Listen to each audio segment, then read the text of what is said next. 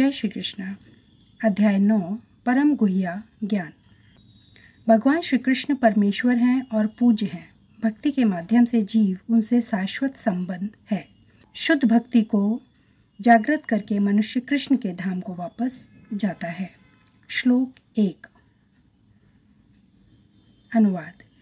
श्री भगवान ने कहा, हे अर्जुन, चूंकि तुम मुझसे कभी ईर्ष्या नहीं करते, इसलिए मैं तुम्हें यह परम गुह्या ज्ञान तथा अनुभूति बतलाऊंगा, जिसे जानकर तुम संसार के सारे क्लेशों से मुक्त हो जाओगे। तात्पर्य: ज्यों-ज्यों भक्त भगवान के विषयों में अधिकाधिक सुनता है, त्यों-त्यों वह आत्म प्रकाशित होता जाता है।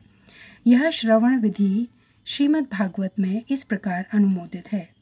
भगवान के संदेश शक्तियों से पूरित होते हैं, जिनकी अनुभूति तभी होती है जब भक्त जन भगवान संबंधी कथाओं की परस्पर चर्चा करते हैं।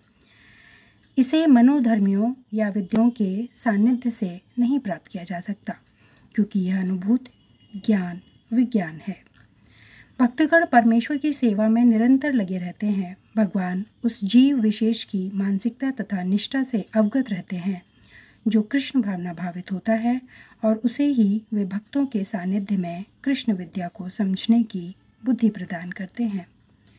कृष्ण की चर्चा अत्यंत शक्तिशाली है, और यह यदि सौभाग्यवश किसी को ऐसी संगति प्राप्त हो जाए और वह इस ज्ञान को आत्मसात करे, तो वह आत्म साक्षात्कार की दिशा में अवश्य प्रगति करेगा।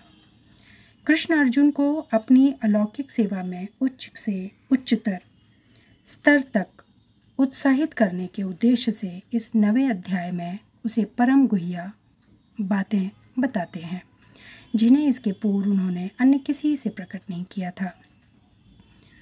भगवत गीता का प्रथम अध्याय शेष ग्रंथ की भूमिका जैसा है।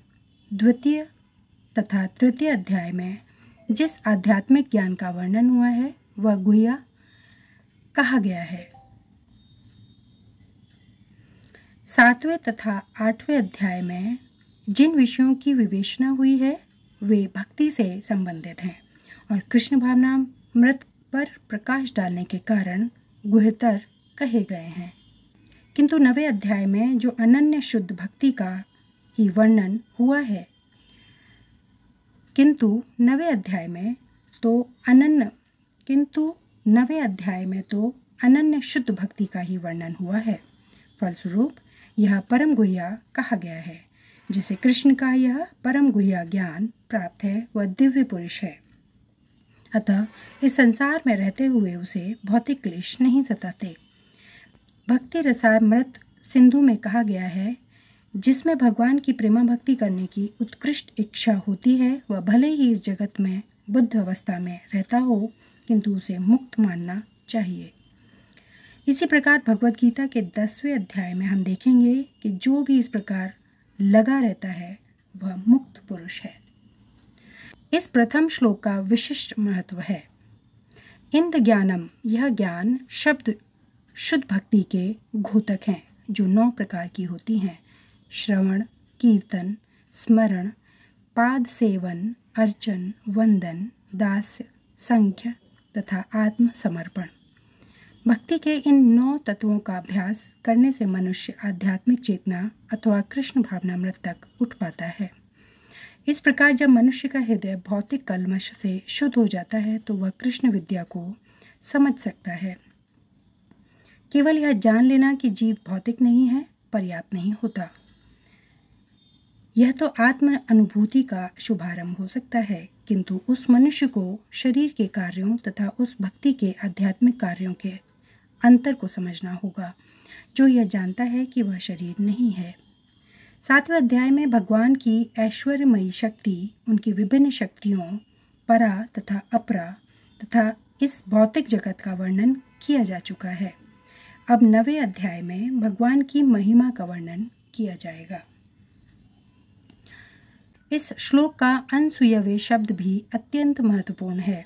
सामान्यतः बड़े से बड़े विद्वान भाष्यकार भी भगवान कृष्ण से ईर्ष्या करते हैं।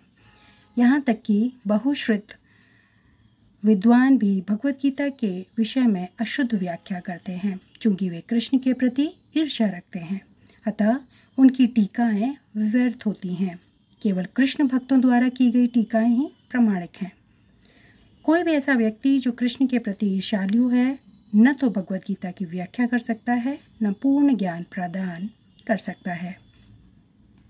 जो व्यक्ति कृष्ण को जाने बिना उनके चरित्र की आलोचना करता है, वह मूर्ख है। अतः ऐसी टीकाओं से सावधान रहना चाहिए। जो व्यक्ति यह समझते हैं कि कृष्ण भगवान हैं और शुद्ध तथा दिव्य पुरुष हैं, उनके लिए यह अध्याय लाभप्रद होंगे। श्लोक 2। अनुवाद।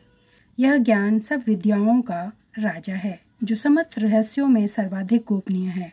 यह परम शुद्ध है और चूंकि यह आत्मा की प्रत्यक्ष अनुभूति कराने वाला है, अतः यह धर्म का सिद्धांत है। यह अविनाशी है और अत्यंत सुखपूर्वक संपन्न किया जाता है। तात्पर्य: भगवत गीता का यह अध्याय विद्याओं का राजा राजविद्या कहलाता है, क्योंकि यह पूर्ववर्ती व्याख्याति समस्त सिद्धांतों एवं दर्शनों का सार है। भारत के प्रमुख दार्शनिक गौतम, कणाद, कपिल, याज्ञवल्क्य, शाण्डिल्य तथा वैश्वानर हैं। सबसे अंत में व्यासदेव आते हैं, जो वेदांत सूत्र के लेखक हैं। अतः दर्शन या दिव्य ज्ञान के क्षेत्र में किसी प्रकार का अभाव नहीं है। अब भगवान कहते हैं कि यह 9वां अध्याय ऐसे समस्त ज्ञान का राजा है। यह वेदाध्ययन से प्राप्त ज्ञान एवं विभिन्न दर्शनों का सार है। यह गुह्यतम है, क्योंकि गुह्य या दिव्य ज्ञान में आत्मा तथा शरीर के अंतर को जाना जाता है। समस्त गुह्य ज्ञान के इस राजा राजविद्या की पराकाष्ठा है भक्ति योग। सामान्यतः लोगों को इस गुह्य ज्ञान की शिक्षा नहीं मिलती, उन्हें ब्रह्म शिक्षा दी जाती है। जहाँ तक सामान्य शिक्षा का संबंध है, उसमें राजनीतिक, समाजशास्त्र, भौतिकी, रसायन शास्त्र, गणित, ज्योतिर्विज्ञान, इंजीनियरिंग आदि में मनुष्य व्यस्त रहते हैं।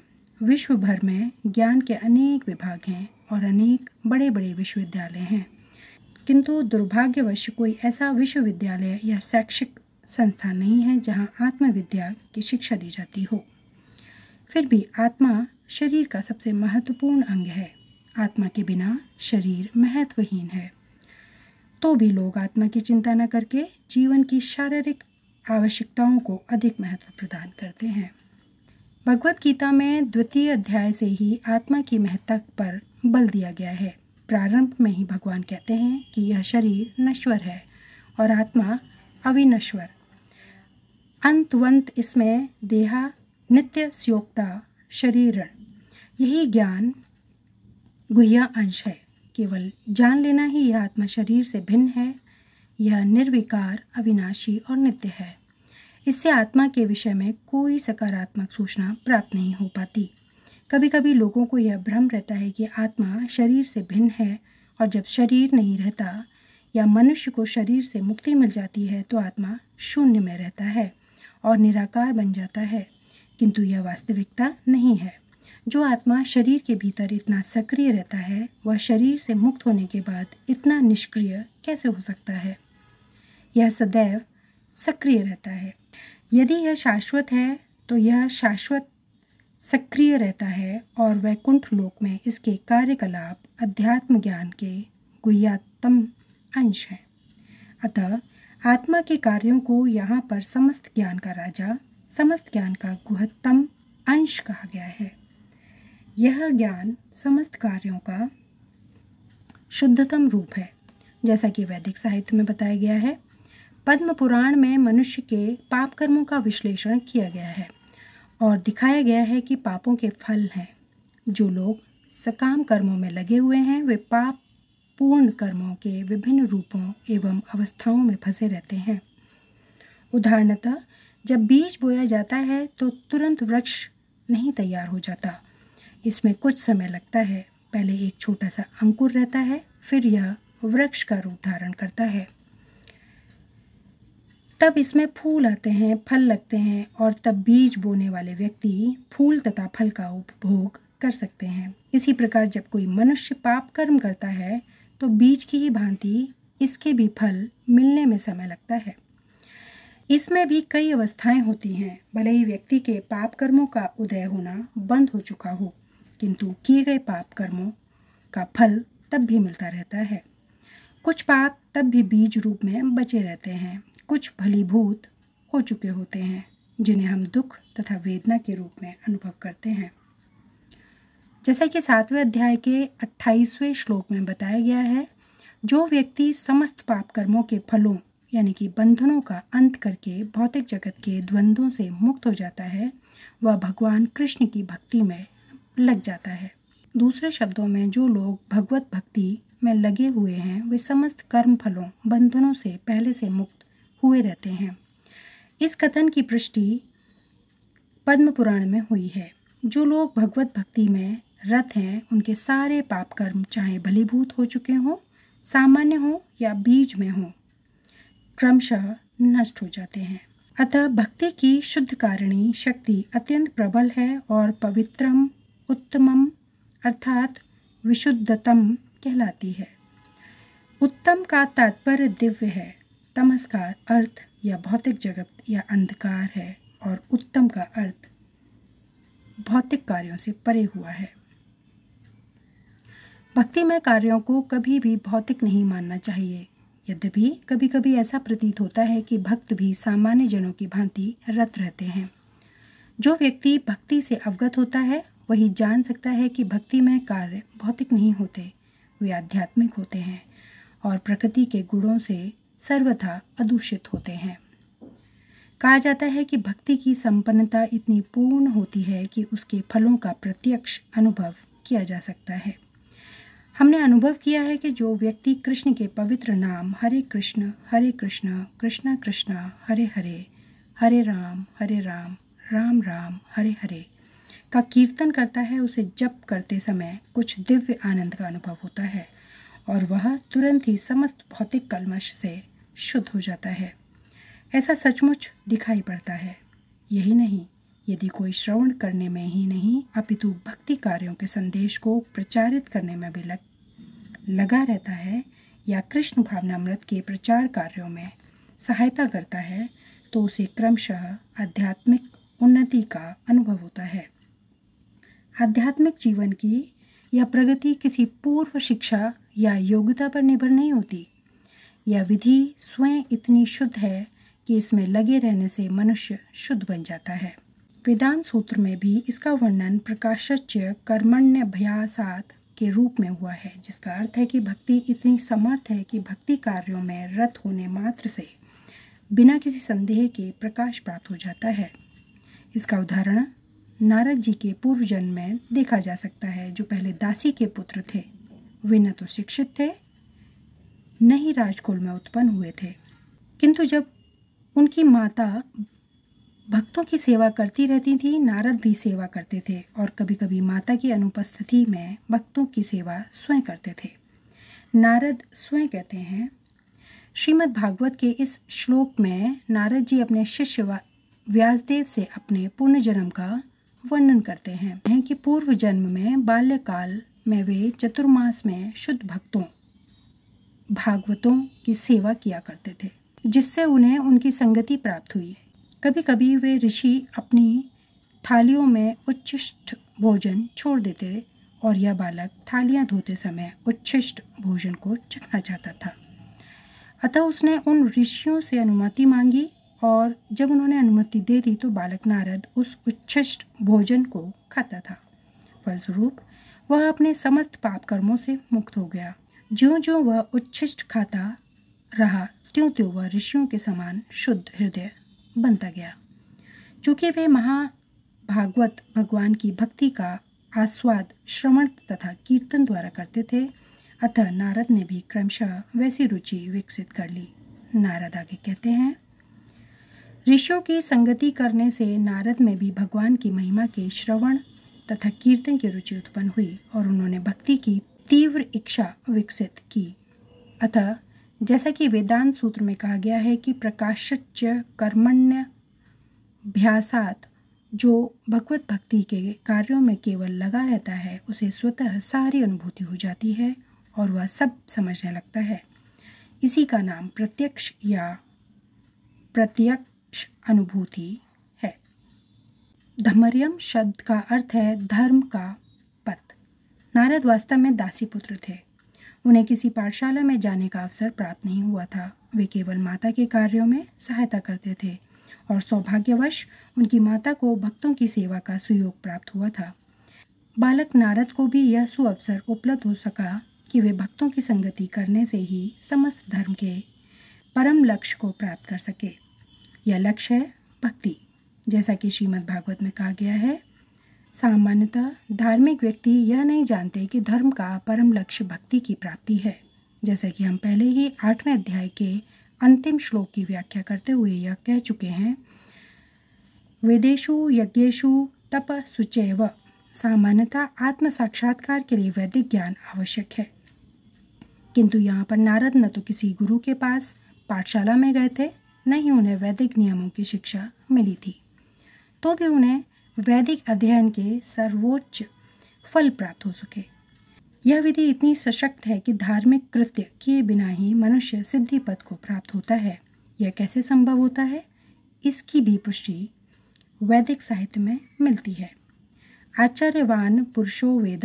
महान आचार्यों के संसर्ग में रहकर मनुष्य आत्म साक्षात्कार के लिए आवश्यक समस्त ज्ञान से अवगत हो जाता है, भले ही वह अशिक्षित हो या उससे वेदों का अध्ययन न किया हो।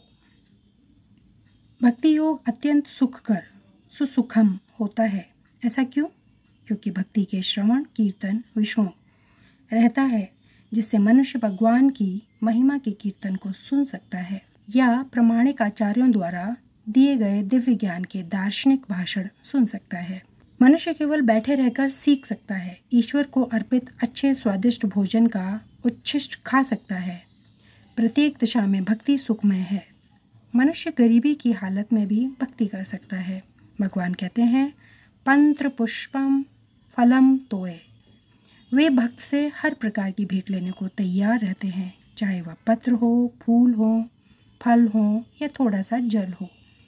जो कुछ भी संसार के किसी भी कोने में उपलब्ध हो या किसी व्यक्ति द्वारा उसकी सामाजिक स्थिति पर विचार किए बिना अर्पित किए जाने पर भगवान को वह स्वीकार है, यदि उसे प्रेम पूर्वक चढ़ाया जाए। इतिहास में ऐसे अनेक उदाहरण प्राप्त हैं। भगवान के चरण कमलों पर चढ़े तुलसी दल का आस्वादन करके संत कुमार जैसे मुनि महान भक्त बन गए। अतः भक्ति योग अति उत्तम है। इसे प्रसन्न मुद्रा में संपन्न किया जा सकता है।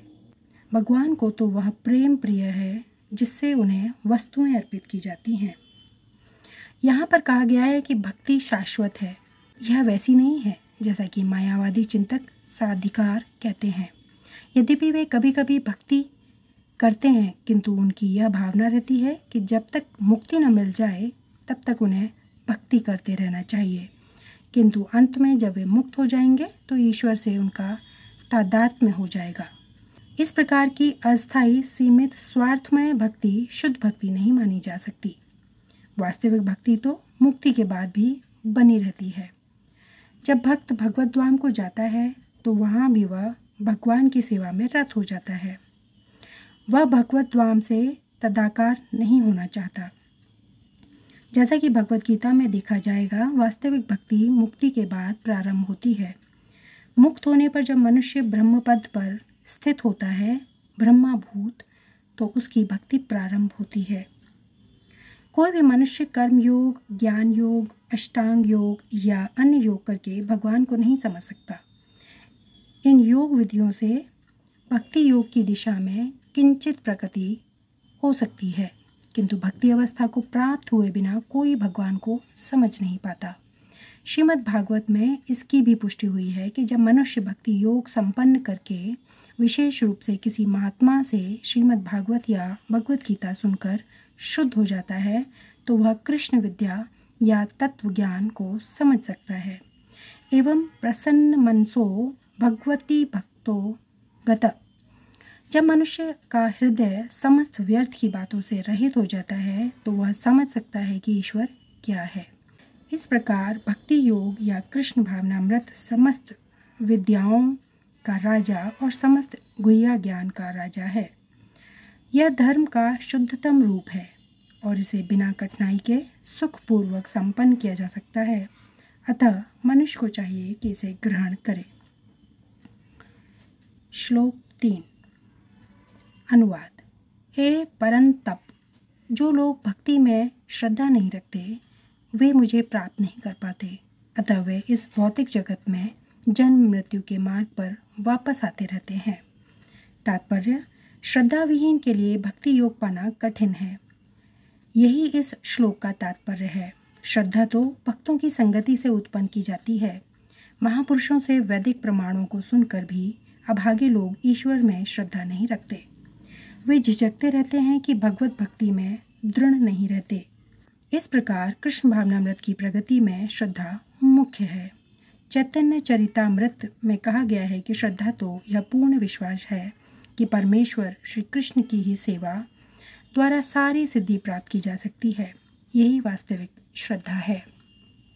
श्रीमद् भागवत में कहा गया है, वृक्ष की जड़ को सींचने से उसकी डालें, टहनियाँ तथा पत्तियाँ तुष्ट होती हैं और आमाशय को भोजन प्रदान करने से शरीर की सारी इंद्रियां तृप्त होती हैं। इसी तरह भगवान की दिव्य सेवा करने से सारे देवता तथा अन्य समस्त जीव स्वतः प्रसन्न होते हैं। अतः गीता पढ़ने के बाद मनुष्य को चाहिए कि वह गीता के इस निष्कर्ष को प्राप्त हो। मनुष्य को अन्य सारे कार्य छोड़कर भगवान कृष्ण की सेवा करनी चाहिए।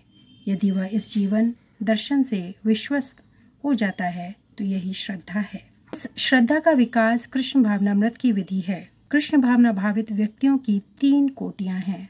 तीसरी कोटि में वे लोग आते हैं जो श्रद्धा विहीन हैं। यदि ऐसे लोग ऊपर ऊपर भक्ति में लगे रहें तो भी उन्हें सिद्धि अवस्था प्राप्त नहीं हो पाती। संभावना यही है कि वे लोग कुछ काल के बाद नीचे गिर जाएं। वे भले ही भक्ति में लगे रहें किंतु पूर्ण विश्वास तथा श्रद्धा के अभाव में कृष्ण भावनामृत में उनका लगा रह पाना कठिन है। अपने प्रचार कार्यों के दौरान हमें इसका प्रत्यक्ष अनुभव है कि कुछ लोग आते हैं और किन्हीं गुप्त उद्देश्यों से कृष्ण भावनामृत को ग्रहण करते हैं, किंतु जैसे ही उनकी आर्थिक दशा कुछ सुधर जाती है कि वे इस विधि को त्याग कर पुनः पुराने ढर्रे पर लग जाते हैं। कृष्ण भावनामृत में केवल श्रद्धा के द्वारा ही प्रगति की जा सकती है। जहाँ तक श्रद्धा की बात है, जो व्यक्ति भक्ति साहित्य में निपुण है और जिसने दृढ़ श्रद्धा की अवस्था प्राप्त कर ली है, वह कृष्ण भावनामृत का प्रथम कोटि का व्यक्ति कहलाता है।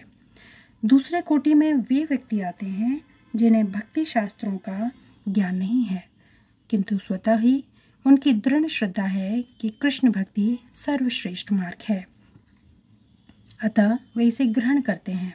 इस प्रकार वे तृतीय कोटि के उन लोगों से श्रेष्ठतर हैं जिन्हें न तो शास्त्रों का पूर्ण ज्ञान है और न श्रद्धा ही है, अपितु संगति तथा सरलता के द्वारा वे उसका पालन करते हैं।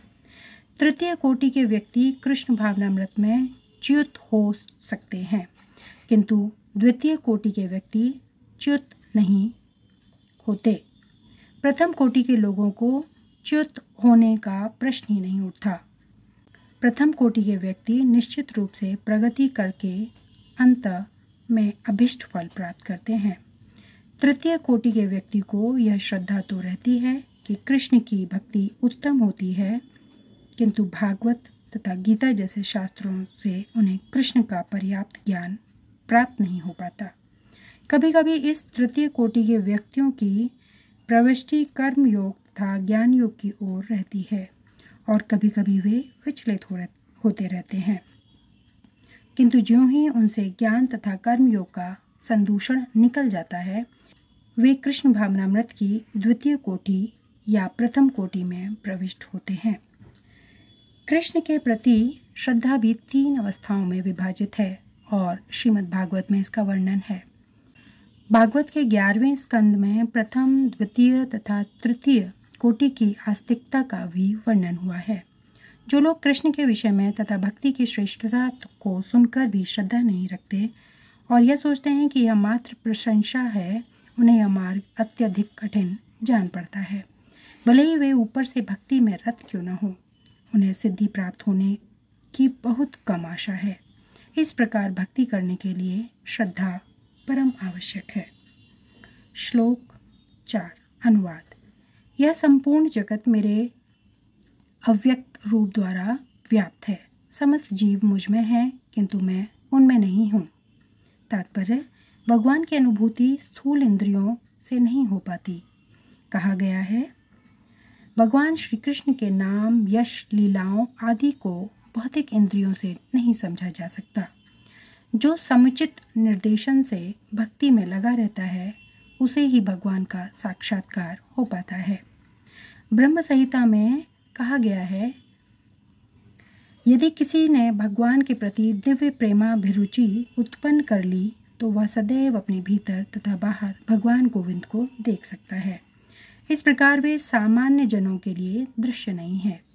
यहाँ पर कहा गया है कि यद्यपि भगवान सर्वव्यापी है और सर्वत्र उपस्थित रहते हैं, किंतु वे भौतिक इंद्रियों द्वारा अनुभव गम्य नहीं है। इसका संकेत अव्यक्त मूर्तिना शब्द द्वारा हुआ है। भले ही हम उन्हें न देख सकें, किंतु वास्तविकता तो यह है कि उन्हीं पर सब कुछ आश्रित है। जैसा कि 7वें अध्याय में बताया जा चुका है कि संपूर्ण दृश्य जगत उनकी दो विभिन्न शक्तियाँ, परा या आध्यात्मिक शक्ति तथा अपरा या भौतिक शक्ति का संयोग मात्र है।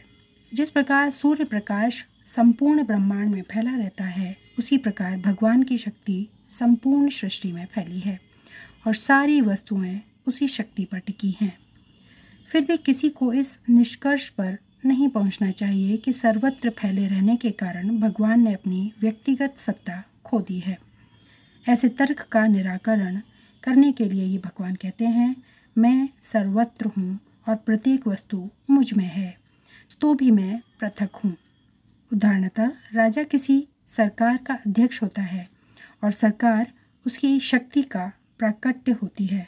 विभिन्न सरकारी विभाग राजा की शक्ति के अतिरिक्त और कुछ नहीं होते और प्रत्येक विभाग राजा की क्षमता पर निर्भर रहता है। तो भी राजा से यह आशा नहीं की जाती कि वह प्रत्येक विभाग में स्वयं उपस्थित हो। यह एक मोटा सा उदाहरण दिया गया है। इसी प्रकार हम जितने स्वरूप देखते हैं, जितनी भी वस्तुएं इस लोक में तथा परलोक में विद्यमान हैं, वे सब भगवान की शक्ति पर आश्रित हैं।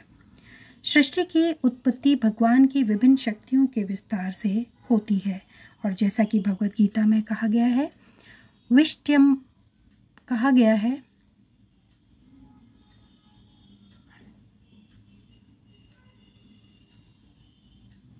सृष्टि की उत्पत्ति भगवान की विभिन्न शक्तियों के विस्तार से होती है और जैसा कि भगवत गीता में कहा गया है, वे अपने साकार रूप के कारण अपनी विभिन्न शक्तियों के विस्तार से सर्वत्र विद्यमान हैं।